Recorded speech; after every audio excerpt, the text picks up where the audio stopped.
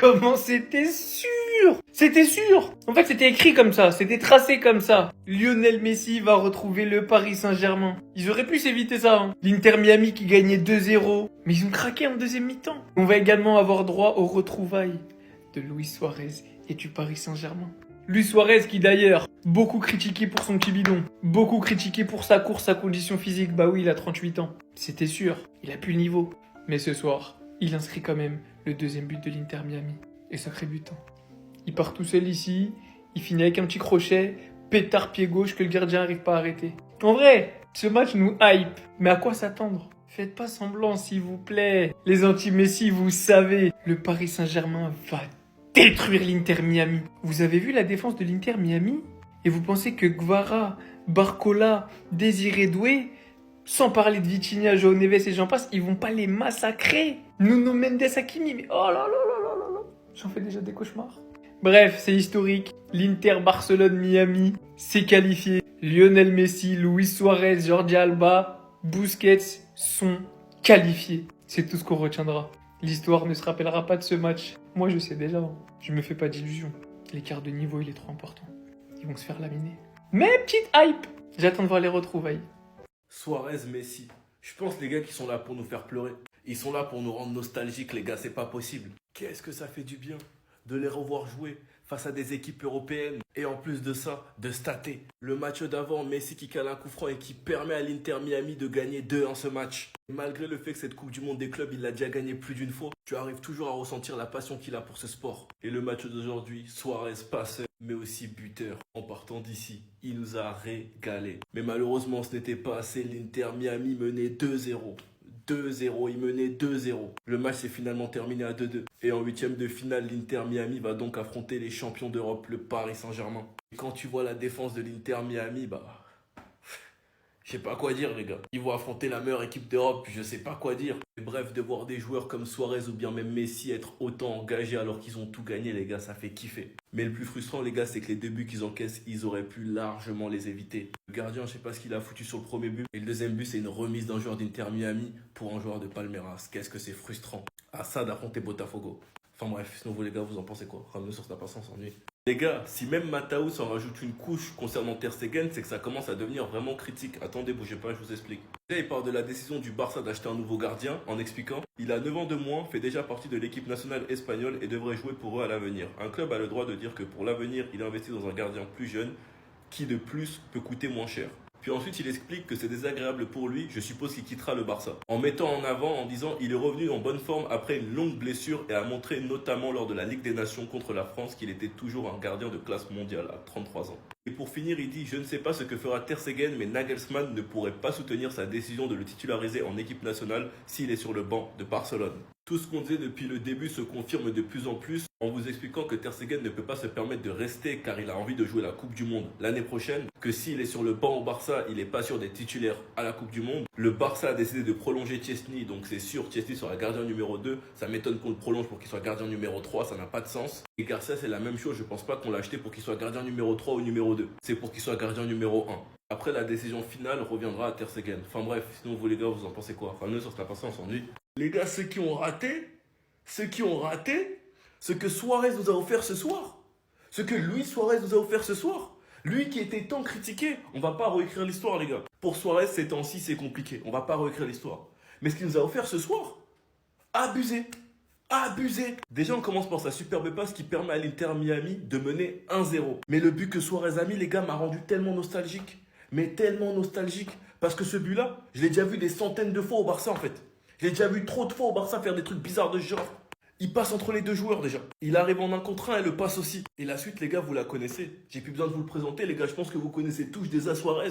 Il y a certains matchs de Coupe du Monde des clubs qui font chier. Mais revoir des joueurs qui nous ont tant fait kiffer pendant des années et en plus de ça, de les voir stater, qu'est-ce que ça fait kiffer? Le dernier match de l'Inter Miami, c'est Messi qui met un coup franc. Ce match, c'est Suarez qui met un but, une passe D. Et faut voir le but qu'il met. À son âge, avec sa forme physique. Oh, franchement, les gars, les Barcelonais qui se sont pas réveillés pour voir ce match-là, force à vous. Parce que je vous jure, les gars, que vous avez raté à mort. Suarez l'éternel. Enfin bref, sinon vous, les gars, vous en pensez quoi? Ramenez sur ta façon, on s'ennuie. Le football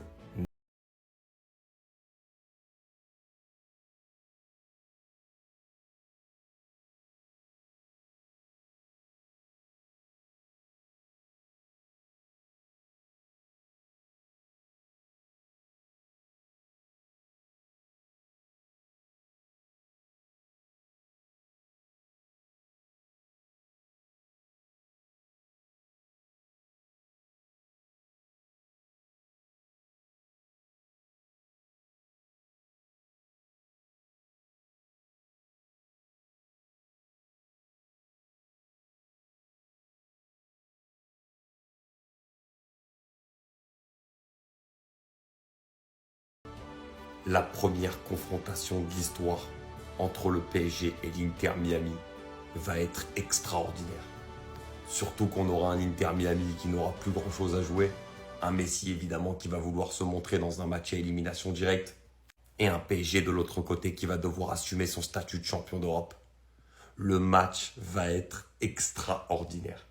Deco avait déclaré hier qu'on avait beaucoup trop de défenseurs et qu'il y en a un qui devrait être vendu. Tout est clair, ce sera sûrement Christensen. Attendez, bougez pas, je vous explique. Fabrizio Romano qui dit Barcelone est prêt à vendre officiellement Christensen en attente d'une offre. Il y a d'autres rumeurs qui expliquent que Christensen ne veut pas quitter le club cet été. Il a refusé des offres d'Arabie Saoudite et se dit heureux du soutien des supporters, sachant qu'il ne lui reste qu'un an de contrat. Donc pour l'instant, le choix a été fait entre Christensen et Monsieur X. C'est un peu triste parce que Christensen est un joueur archi sous-coté, mais ce qu'il ne faut pas oublier les gars, c'est son âge. Sachant que Monsieur X a été prolongé en décembre, donc ça allait clairement pas être lui le premier choix, c'est normal. Deco a lui-même confirmé hier que Monsieur X a passé une saison compliquée, mais que les critiques envers lui sont injustes. De toute façon les gars, chaque saison on repart à zéro, on va pas envoyer de la haine gratuitement non plus. À partir du moment où le club lui fait confiance, on est obligé de lui faire confiance. Il s'est marié, donc j'espère que ça va l'aider à se reprendre en main. Car personnellement, s'il veut regagner le soutien des fans, il a énormément à faire. C'est un défenseur qui de base avait le soutien de énormément de fans. Il a déçu 2 saisons d'affilée et la saison prochaine, croyez-moi, qu'il sera dans le viseur de plusieurs supporters. D'autant plus qu'on devrait vendre Christensen, donc j'espère que la saison 2025-2026 sera bonne pour Monsieur X. Enfin bref, sinon vous les gars, vous en pensez quoi?